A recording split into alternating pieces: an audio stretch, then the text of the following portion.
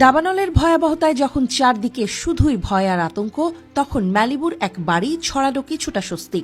আশপাশের সবকিছু যখন পুড়ে ছাই, তখন সেই ছাইয়ের স্তূপে ঠাঁই দাঁড়িয়ে বিলাসবহুল এক ম্যানশন।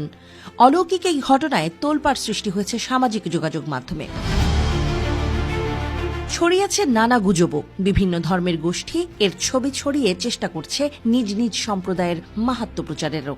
তবে সব জল্পনা কল্পনা গুঞ্জন উড়িয়ে দিয়ে রহস্য জানালেন বাড়ির মালিক ডেভিড স্টেইনার নিজেই।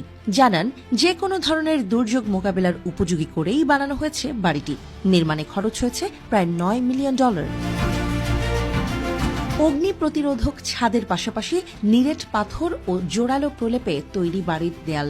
বড় ধরনের ঘূর্ণিঝড় বা জলোচ্ছ্বাসে ঢেউয়ের চাপ প্রতিরোধে মাটি থেকে কমপক্ষে 50 ফুট গভীরে গর্ত করে বসানো হয়েছে মূল কাঠামো। দাবানলের পাশাপাশি শক্তিশালী ভূমিকম্পের মাঝেও টিকে থাকতে সক্ষম এই বাড়ি।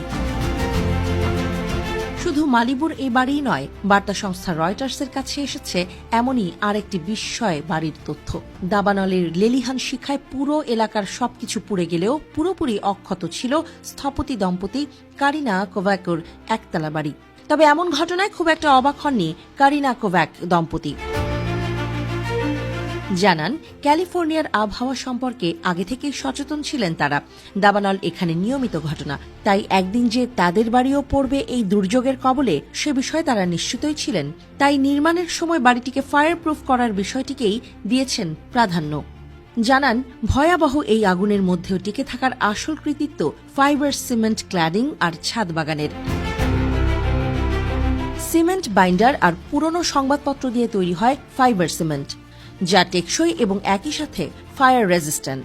তাছাড়া ছাদ বাগানও ভীষণ গুরুত্বপূর্ণ ভূমিকা রেখেছে। বাগানের জন্য ছাদের ওপর 4 ইঞ্চি পুরু মাটি ফেলা ছিল। লাভা ঠান্ডা হওয়ার পর যে শক্ত পাথরের সৃষ্টি হয় তাও মেশানো ছিল মাটির সাথে। বাড়িতে ছিল বিশেষ এক ধরনের চিমনি, যাতে রয়েছে 3টি স্প্রিংকলার নজল, যা নির্দেশ পাওয়া মাত্র বাড়িটিতে ছিটিয়ে দেয় ফায়ার রিটার্ডেন্ট।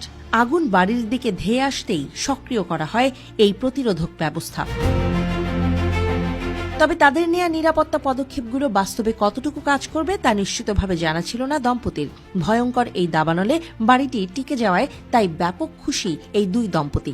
জানান, এখনই সময় বাড়ি নির্মাণের পদ্ধতি নিয়ে নতুনভাবে চিন্তা করার।